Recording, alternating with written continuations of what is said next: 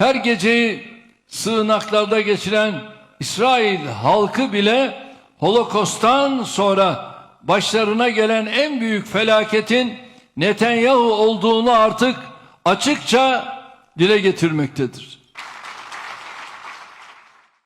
Her geceyi sığınaklarda geçiren İsrail halkı bile Holokost'tan sonra başlarına gelen en büyük felaketin Netanyahu olduğunu artık açıkça dile getirmektedir.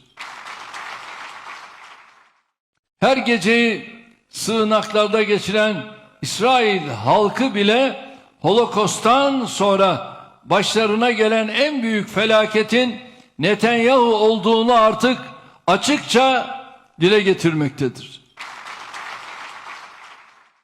Her geceyi sığınaklarda geçiren İsrail halkı bile Holokost'tan sonra başlarına gelen en büyük felaketin Netanyahu olduğunu artık açıkça dile getirmektedir.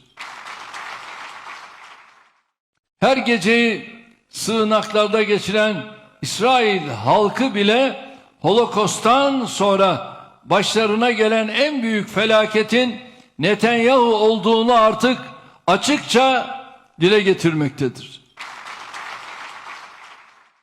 Her geceyi sığınaklarda geçiren İsrail halkı bile Holokost'tan sonra başlarına gelen en büyük felaketin Netanyahu olduğunu artık açıkça dile getirmektedir.